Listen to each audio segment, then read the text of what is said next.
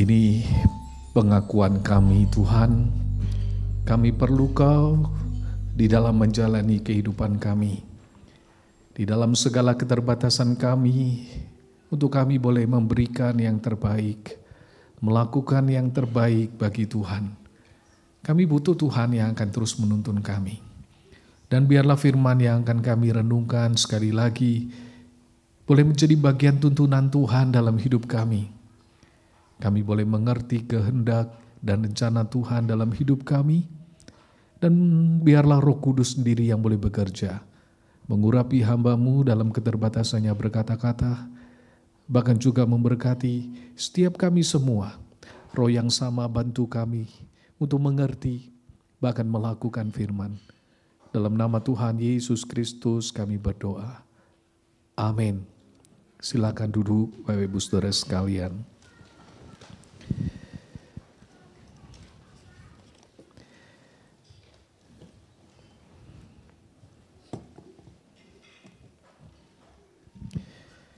Ya puji Tuhan, saudara dan saya di tengah-tengah retreat ini boleh mengambil waktu untuk beribadah bersama-sama.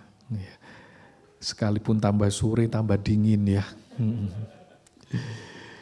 Tapi puji Tuhan, saudara dan saya boleh diberikan kekuatan bersama-sama untuk menghampiri Tuhan. Sekali lagi saya sangat mengucapkan terima kasih kepada pimpinan GI3, khususnya Pak Adsumi yang ada hadir bersama-sama, Pak Mimbar, ya para majelis, penatua Jemaat, dan panitia juga yang boleh mengizinkan saya boleh melayani saudara hari ini. Kiranya Tuhan terus memberkati pelayanan saudara.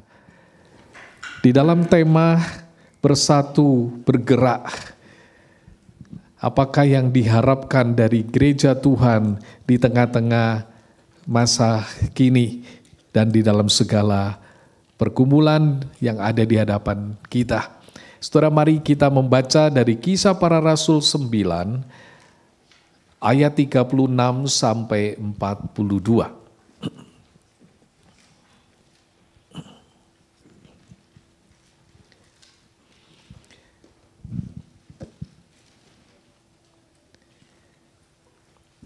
Kisah Para Rasul 9 ayat 36 sampai 42. Sekali lagi kita melihat satu tokoh yang menarik, saudara. Saya akan bacakan untuk saudara, demikianlah firman Tuhan dari Alkitab terjemahan baru versi yang kedua. Di Yope ada seorang murid perempuan bernama Tabita, dalam bahasa Yunani Dorcas.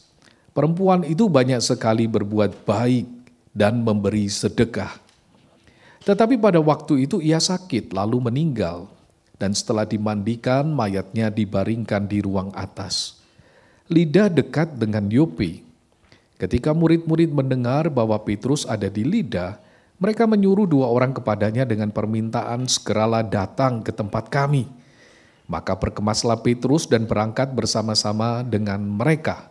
Setelah sampai di sana, ia dibawa ke ruang atas dan semua janda datang berdiri dekatnya dan sambil menangis mereka menunjukkan kepadanya semua baju dan pakaian yang dibuat Dorcas waktu ia masih hidup. Tetapi Petrus menyuruh mereka semua keluar. Lalu ia berlutut dan berdoa. Kemudian ia berpaling ke mayat itu dan berkata, "Tabita, bangkitlah." Lalu Tabita membuka matanya dan ketika melihat Petrus, ia bangun lalu duduk. Petrus memegang tangannya dan membantu dia berdiri. Kemudian ia memanggil orang-orang kudus beserta janda-janda, lalu menunjukkan kepada mereka bahwa perempuan itu hidup. Peristiwa itu tersiar di seluruh Yope dan banyak orang menjadi percaya kepada Tuhan. Sampai demikian pembacaan firman Tuhan. Saudara, ada seorang pria yang bernama Don Ricci. Ia bukan orang biasa-biasa saja, saudara. Tahun 2006 dia dianugerahi medali kehormatan dari pemerintah Australia. Dan tahun 2010 dia mendapat penghargaan sebagai sosok pahlawan lokal di daerahnya. Setelah pensiun dari tugasnya di Angkatan Laut di Australia, pada tahun 1964, dia pindah ke sebuah rumah yang tepat berada di seberang jalan dari sebuah jalan yang menuju tebing pinggir laut yang dinamakan The Gap. Saudara, tebing ini sangat terkenal di Australia, tidak saja karena keindahannya, tetapi tempat ini sering digunakan orang untuk melakukan bunuh diri. Tempatnya tebingnya curam, ombaknya sangat keras, dan membuat orang merasa bunuh diri di sana itu lebih cepat begitu.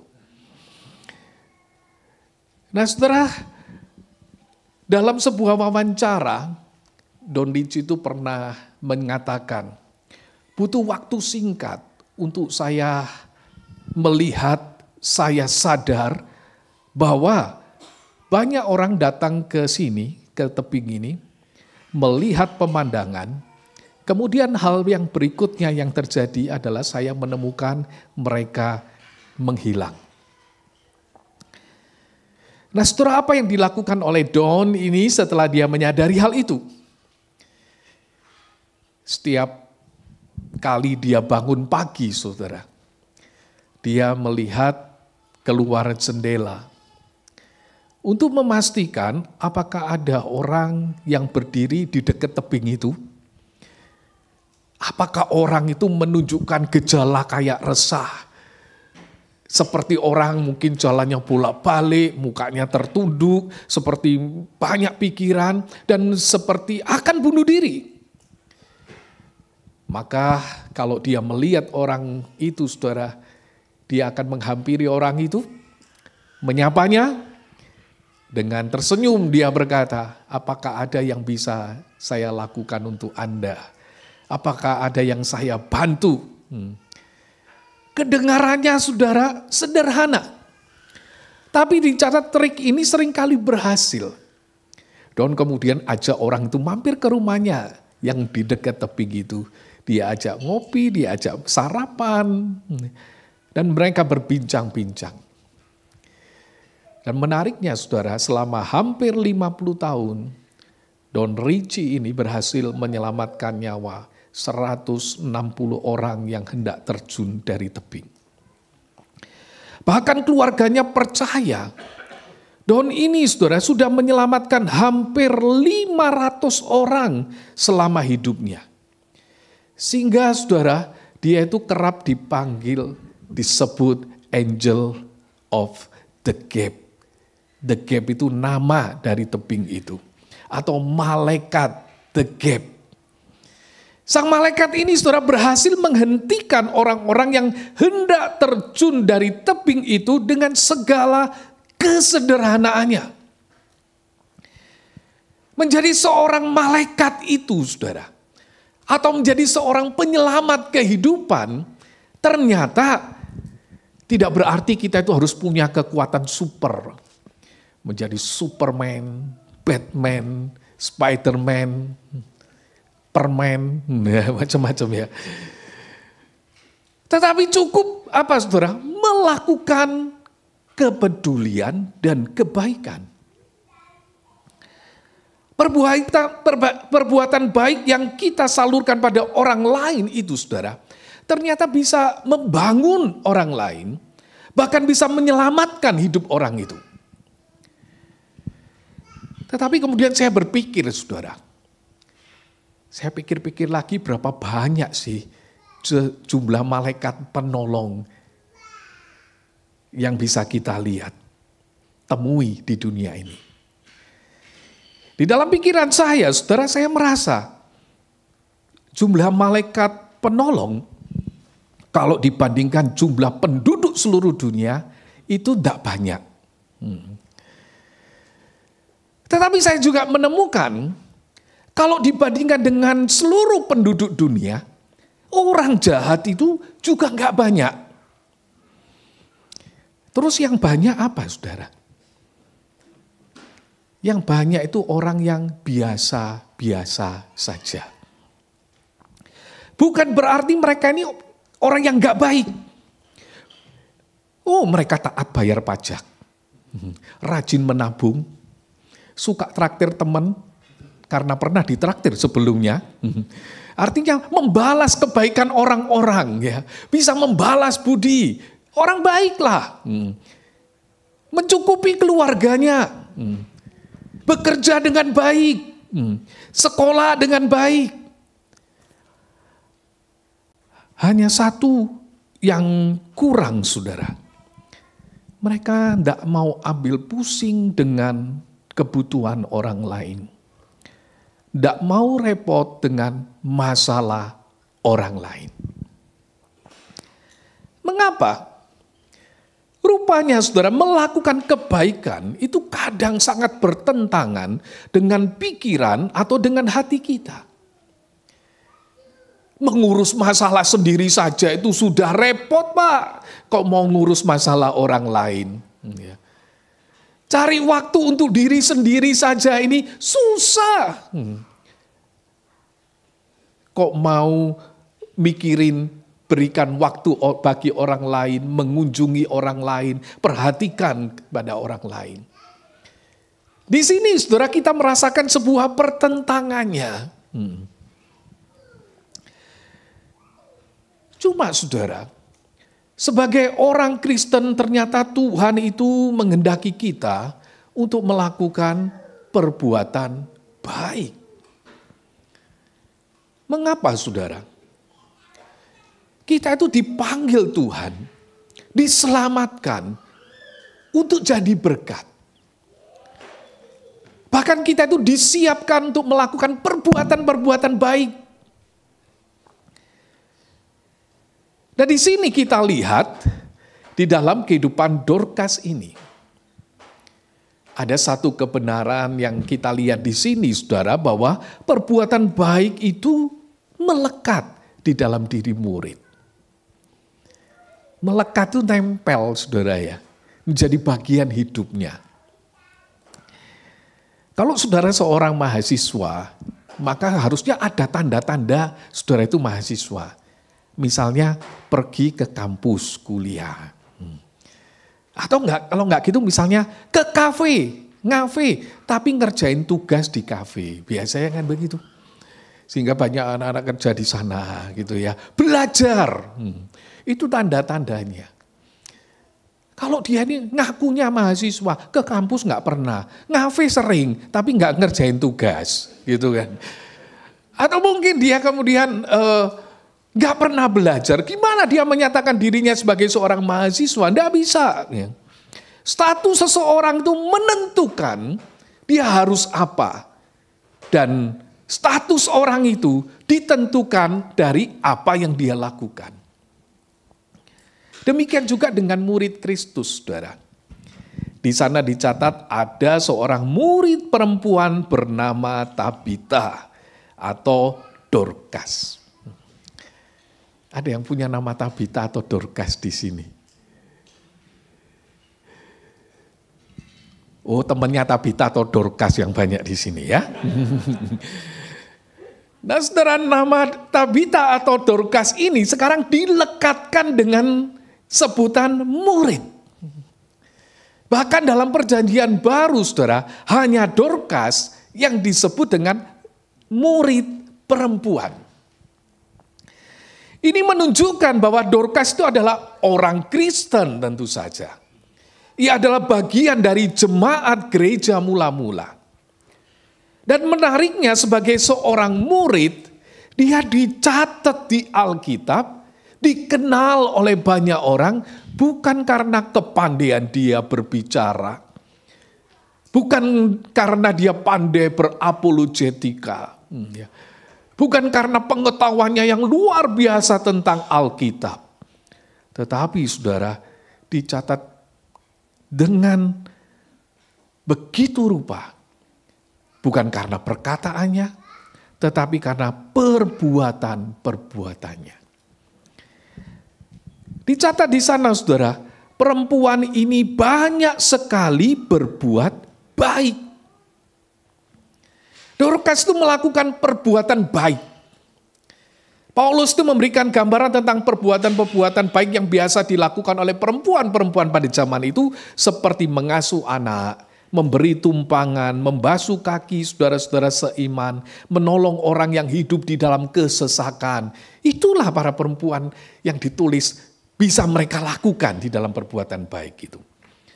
Kata banyak sekali berbuat baik, saudara, secara literal itu boleh diterjemahkan penuh dengan perbuatan-perbuatan baik.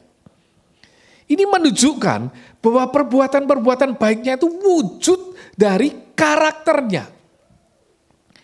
Tindakan yang dilakukan itu mengalir dari hati yang tulus. Bukan cuma sekali-sekali. Bukan hanya kalau dilihat orang. Bukan hanya karena kalau sedang berlebihan. Tetapi saudara, dia berbuat baik karena apa? Karakternya demikian. Dicatat perbuatan baik Dorcas itu juga memberi sedekah. Ini berarti saudara, ia terbuka dengan kebutuhan orang di sekitarnya. Seperti tadi saya katakan, zaman itu saudara banyak orang miskin, banyak orang susah. Mungkin seperti zaman-zaman beberapa puluh tahun yang lalu, ya. Kalau saudara punya orang tua di Indonesia, mereka akan cerita zaman penjajahan seperti apa, ya.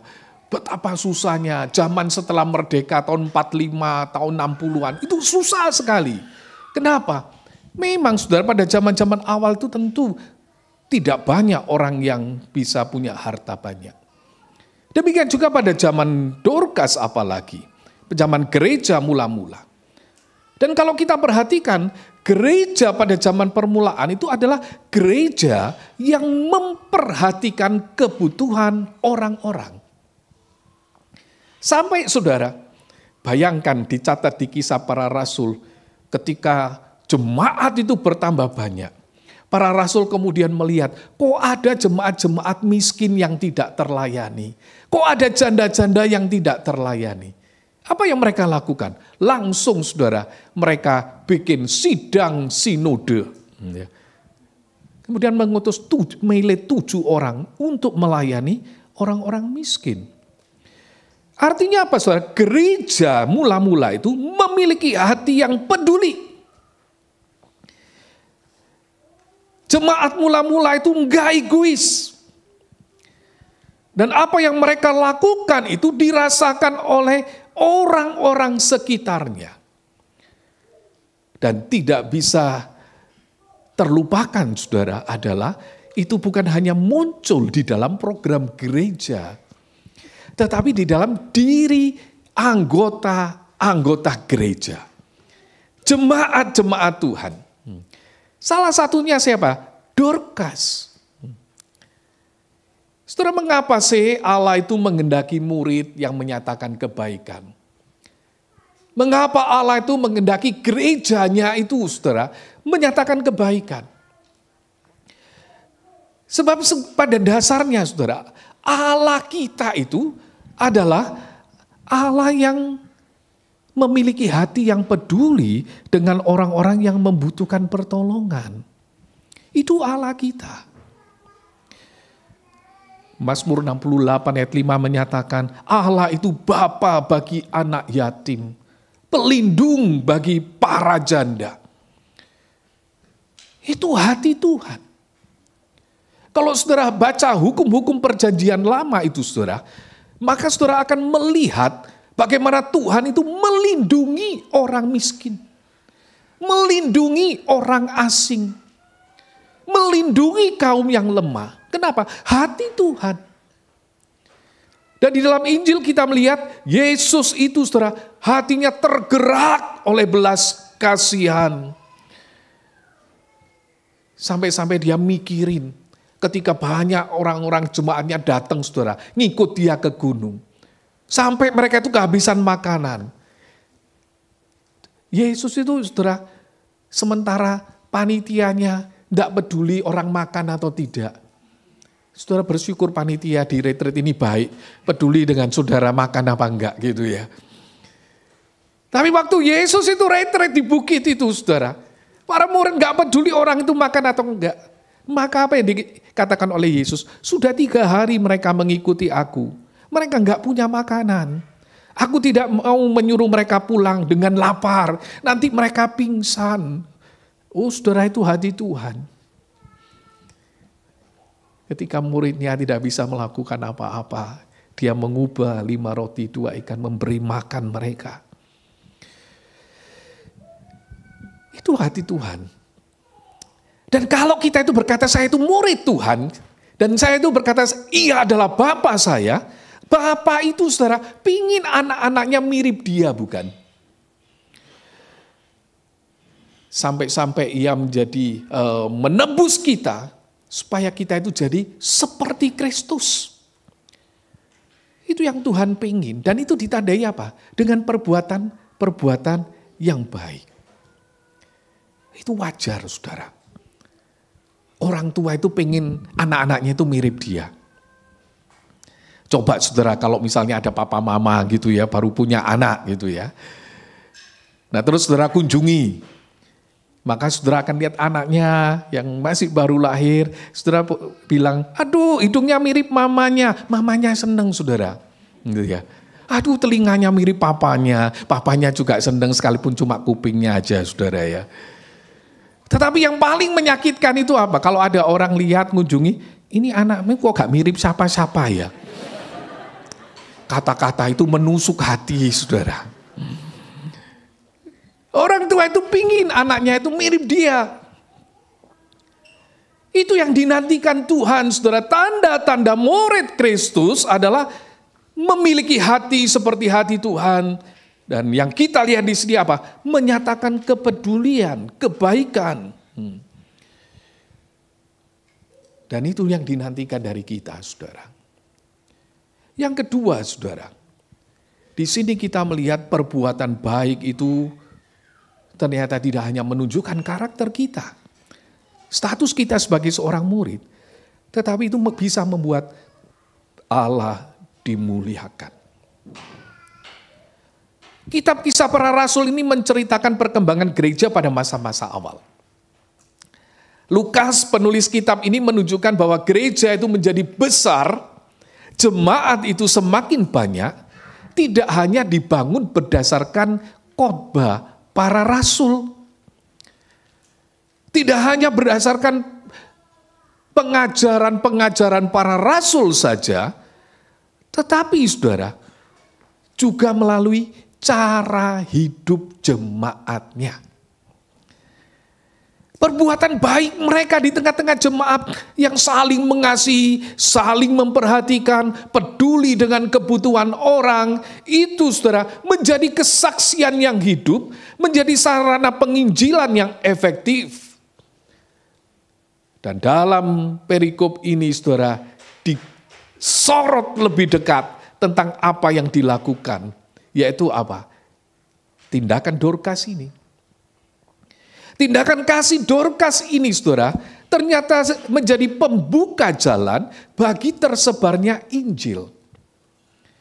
Peristiwa itu tersiar di seluruh Yope dan kemudian dikatakan banyak orang yang percaya kepada Tuhan. Kalau ini mujizat ini saudara, kebangkitan itu terjadi pada orang yang tidak dikenal, mungkin tidak ditulis apa-apa oleh Lukas. Tetapi saudara, Lukas mencatat ini, karena mujizat ini ada hubungannya dengan perkembangan gereja. Kalau Dorcas itu tidak pernah melakukan kebaikan, tidak dikenal karena kebaikannya, tidak akan ada kisah ini saudara. Tetapi karena dia banyak melakukan perbuatan baik, maka sekarang saudara, apa yang dilakukannya itu memberikan buahnya. Ketika dia sakit, banyak orang berkumpul, mendoakan, menangisi. Ketika dia dibangkitkan, banyak orang bersuka cita. menjadi tersebar kemana-mana, mujizat yang terjadi pada Dorcas. Tetapi itu sebagai jalan bagi orang mengenal Kristus. Orang percaya itu setelah melakukan perbuatan baik, memberikan kemurahan, bukan sekedar supaya orang itu percaya Kristus. Artinya kalau dia tidak percaya kita jadi kecewa begitu ya. Tetapi karena memang hatinya dipenuhi dengan kasih Kristus yang membuat dia melakukan kebaikan, dia melakukan kemurahan. Dan apa yang dilakukannya itu saudara, satu saat bisa dipakai Tuhan untuk menyatakan kemuliaannya. Matius 5 ayat 16 itu menyatakan, demikianlah hendaknya terangmu bercahaya di depan orang, supaya mereka melihat perbuatanmu yang baik dan memuliakan Bapamu yang di sorga.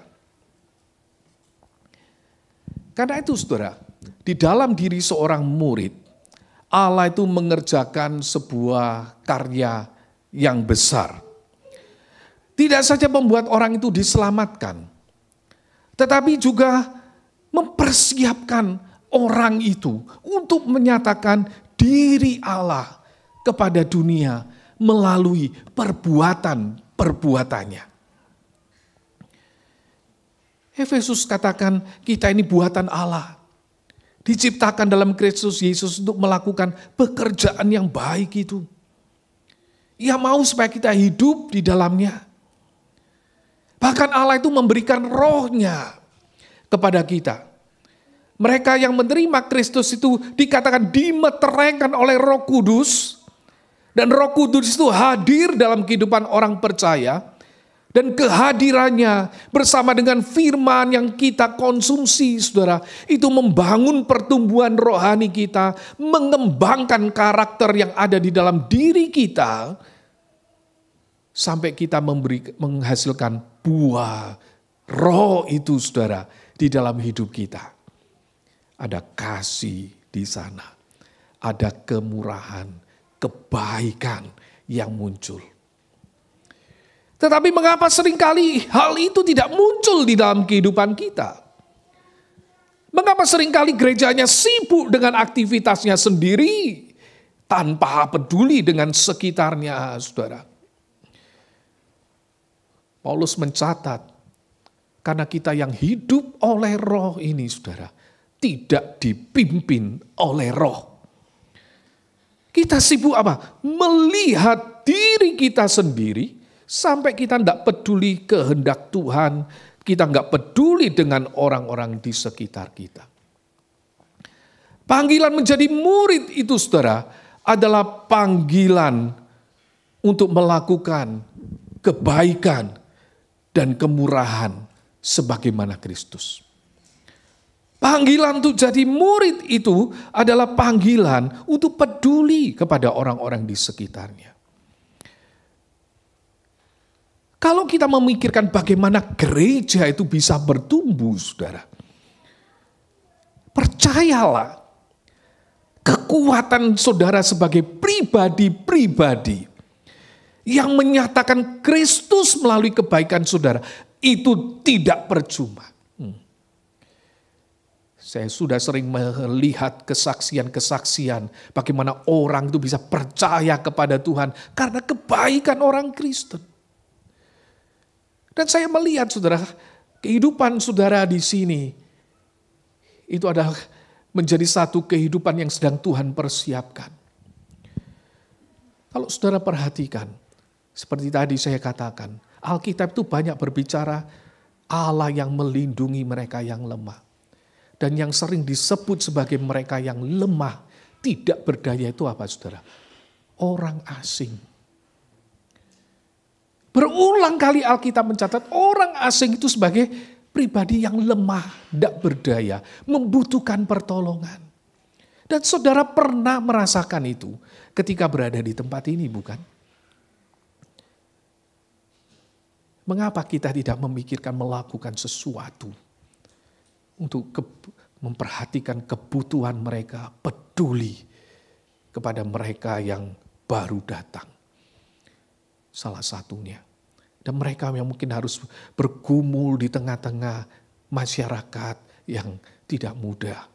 Tapi saudara ada di sana. Saudara ditempatkan di sana. Dan Tuhan akan dimuliakan melalui kehidupan yang seperti itu. Perbuatan baik itu saudara kadang sederhana. Tetapi Tuhan bisa pakai. Satu saat saudara ada sepasang suami istri cerita kepada saya. Dia cerita sambil berkata, saya ini bukan pamer ya Pak ya. Saya cuma mau cerita. Gitu. Tapi ceritanya baik saudara ini orangnya ya. Dia katakan, saya sama suami saya itu sering urusan bisnis. Sampai enggak cuma ke dalam negeri, ke luar negeri juga. Kadang kami itu harus mendarat di bandara itu malam hari. Kalau dari luar kota atau dari luar negeri. Dan kalau sudah mendarat malam hari, biasanya sopir itu sudah enggak ada. Karena jam kerjanya sampai jam 4 dan sopir sudah pulang.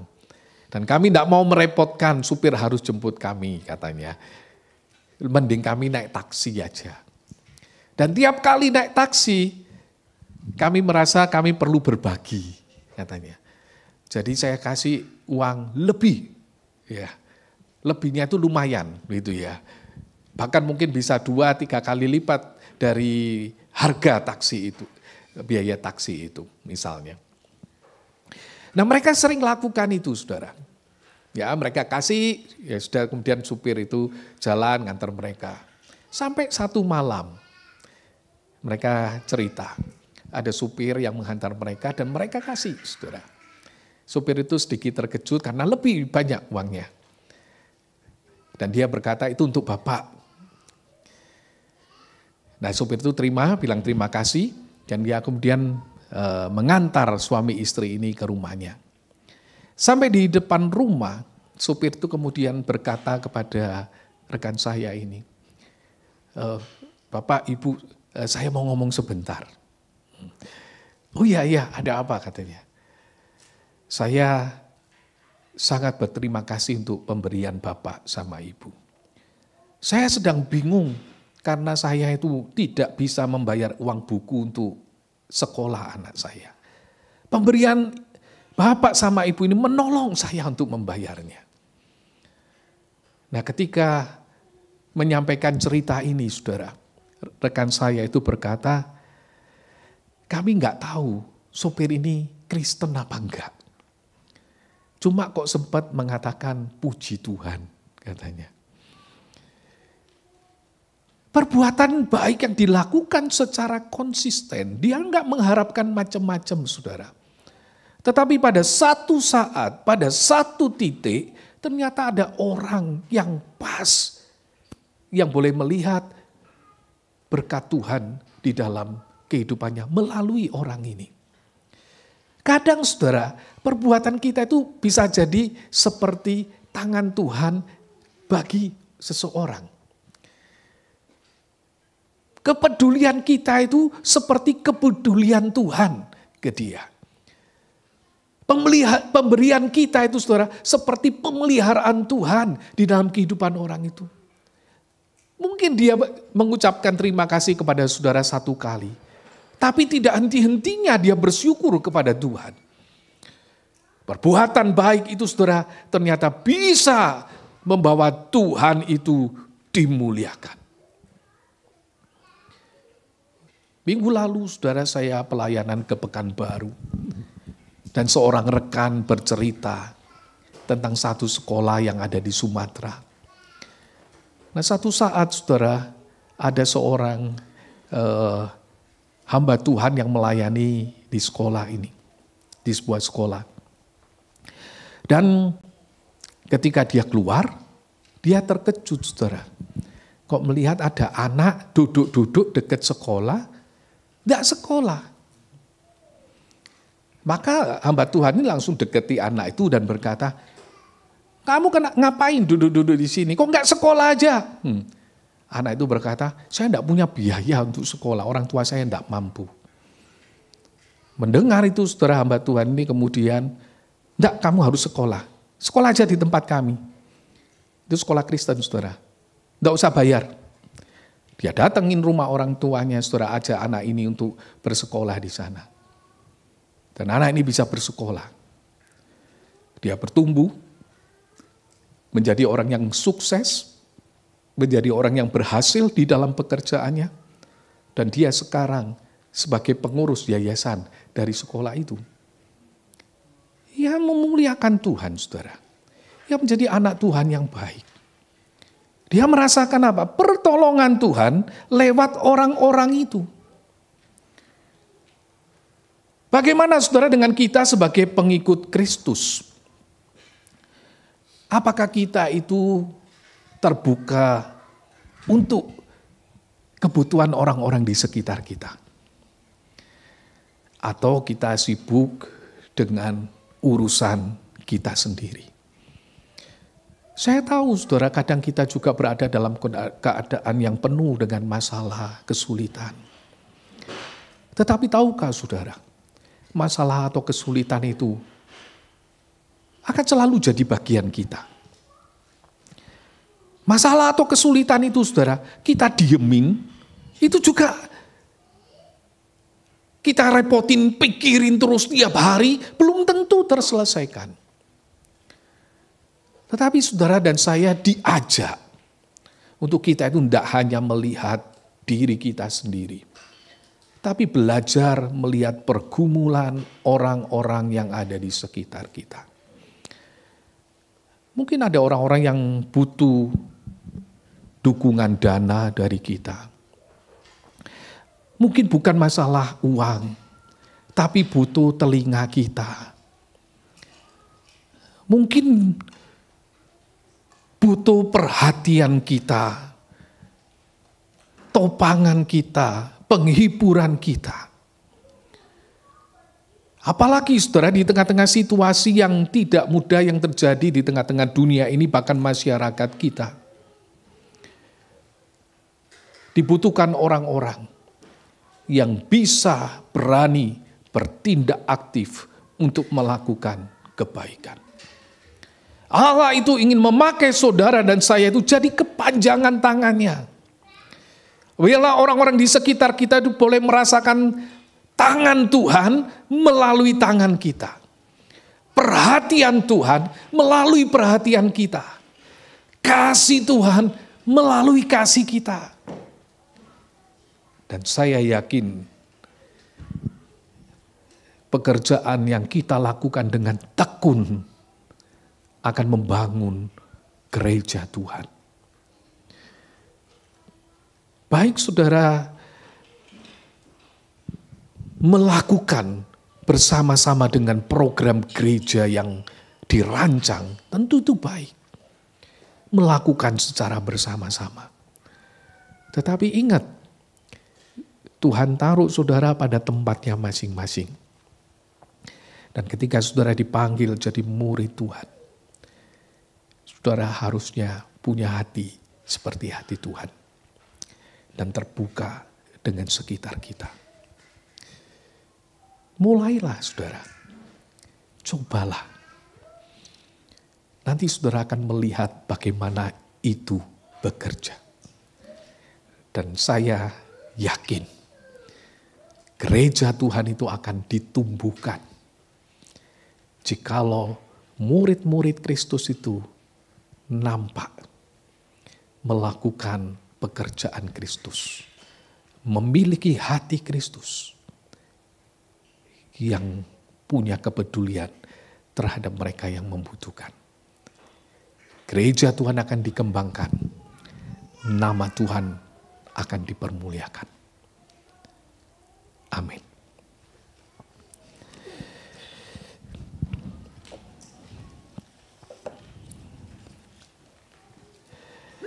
Mari kita berdoa.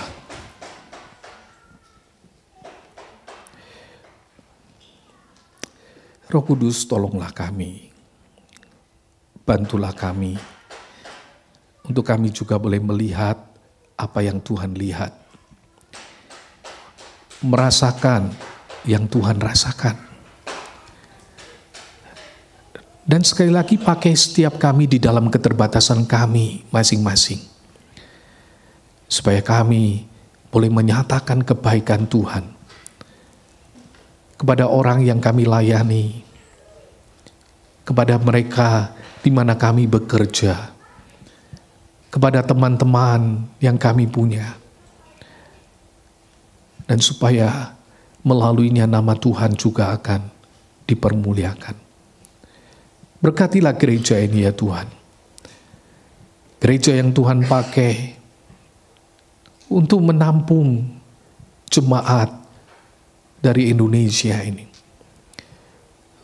Pakai gereja ini Tuhan, untuk juga mereka boleh menyatakan kebaikan Tuhan, kasih setia Tuhan, perhatian Tuhan kepada orang-orang yang membutuhkan.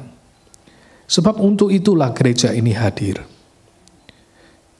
Supaya banyak orang boleh merasakan kasih Tuhan melaluinya. Engkau memberkati pelayanan gereja ini ya Tuhan. Khususnya sekarang di dalam upaya pencarian, penggalangan dana, pembelian gedung ibadah secara permanen, yang tentu memerlukan dana yang besar. Tuhan berkati, dan Tuhan pakai setiap jemaat di sini untuk boleh menjadi pensupport untuk pelayanan ini. Dan kami nantikan Engkau bekerja di sana, membuka jalan untuk gereja ini boleh memiliki tempat ibadah yang permanen. Kami berdoa untuk kondisi negara di mana kami tinggal ini ya Tuhan. Berkatilah pemerintahan di Jepang ini. Bahkan juga pemulihan pasca gempa di Ishikawa. Tuhan tolong. Kami mohon berkat-Mu atas negara ini. Sebab di negara ini kami tinggal, menetap di sana. Kami menikmati segala berkat melalui negara ini. Dan kami mohonkan berkat-Mu atas pemerintah bangsa ini. Supaya nama-Mu juga akan dipermuliakan. Kami berdoa untuk penginjilan di tempat ini. Tuhan terus bekerja lebih daripada apa yang bisa kami pikirkan. Dan bahkan memakai saudara-saudara kami ini untuk boleh menjadi alat Tuhan bagi perluasan gereja Tuhan. Kami teringat juga untuk bangsa dan negara kami di Indonesia, khususnya di tengah-tengah peralihan pemerintahan baru. Tuhan jaga lindungi bangsa kami Indonesia ini. Jauhkan dari yang jahat. Tetapi Tuhan berikan damai sejahtera Tuhan, supaya peralihan pemerintahan boleh berlangsung dengan baik, dan semuanya boleh berjalan dengan lancar, dan damai sejahtera Tuhan yang akan meliputi akan bangsa kami. Berkati jemaat-Mu di tempat ini ya Tuhan, khususnya saudara-saudara kami yang sakit. Kami berdoa untuk Ibu Ellen dalam masa pemulihan, Tuhan tolong. Dan Tuhan yang juga akan bekerja menguatkan dan memberikan pemulihan yang sempurna. Untuk saudara-saudara kami yang sedang mengandung, Ibu Desi dan Ibu Iga, Tuhan jaga, lindungi mereka, supaya masa mengandung ini boleh dijalani dengan baik, dan Tuhan akan memberikan anugerah anak di tengah-tengah keluarga mereka dengan sukacita. Saudara-saudara kami yang berulang tahun di minggu ini, bulan ini, Tuhan berkati. Dan biarlah dengan hati penuh ucapan syukur mereka boleh kembali melihat rencana Tuhan di dalam hidup mereka. Dan melalui ucapan syukur itu Tuhan akan kembali memakai mereka, mempersembahkan hidup mereka ke depannya untuk kemuliaan dan kebesaran nama Tuhan. Tuhan berkati studi mereka, pekerjaan, segala usaha yang mereka lakukan. Dan dengan berkat itu mereka boleh Tuhan pakai menyatakan kemuliaan Tuhan. Terima kasih Tuhan. Kami menyerahkan doa kami ke dalam tangan Tuhan. Dan doa yang tidak sempurna ini kami peralaskan di dalam satu nama, yaitu Tuhan Yesus Kristus yang mengajarkan kami berdoa. Bapa kami yang di surga, dikuduskanlah namamu, datanglah kerajaanmu, jadilah kehendak-Mu di bumi seperti di surga.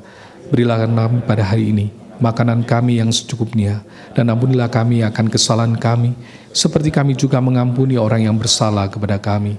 Dan janganlah membawa kami ke dalam pencobaan, tetapi lepaskanlah kami daripada yang jahat. Karena Engkau-Lah yang punya kerajaan dan kuasa dan kemuliaan sampai selama-lamanya. Amin.